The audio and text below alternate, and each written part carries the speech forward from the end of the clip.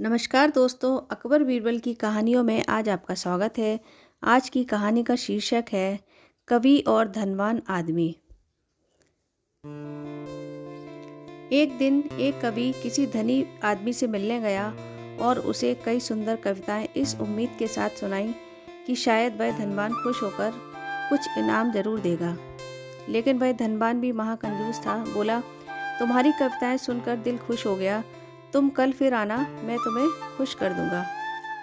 कल शायद अच्छा इनाम मिलेगा, ऐसी कल्पना करता हुआ वह कवि घर पहुंचा और सो गया।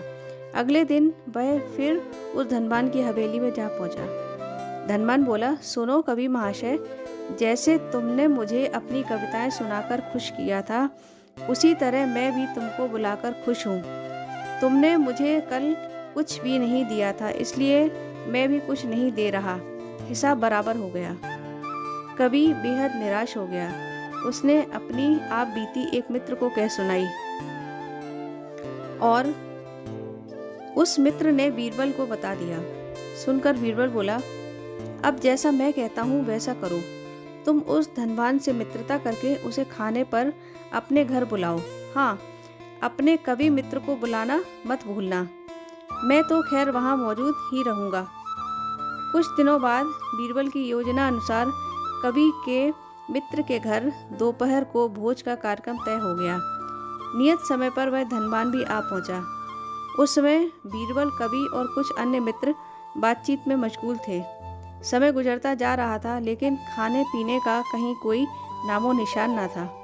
वे लोग पहले की तरह बातचीत में व्यस्त थे। धनवान की बेचैनी बढ़ती जा रही थी। जब उससे रहा न गया तो बोल ही पड़ा, भोजन का समय तो कब का हो चुका। क्या हम यहाँ खाने पर नहीं आए हैं?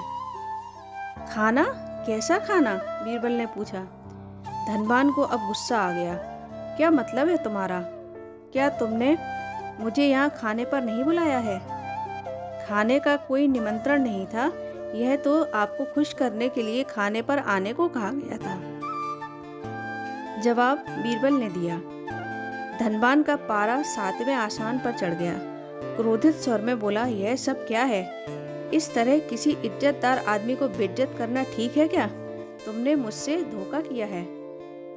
अब बीरबल हंसता हुआ बोला, यदि मैं कहूँ कि इसमें कुछ भी गलत नहीं तो तुमने इस कवि से यही कहकर धोखा किया था ना कि कल आना, सो मैंने भी कुछ ऐसा ही किया। तुम जैसे लोगों के साथ ऐसा ही व्यवहार होना चाहिए। धनवान को अब अपनी गलती का आभास हुआ और उसने कवि को अच्छा इनाम देकर वहां से विदा ली। वहां मौजूद सभी बीरबल की प्रशंसा करने लगे।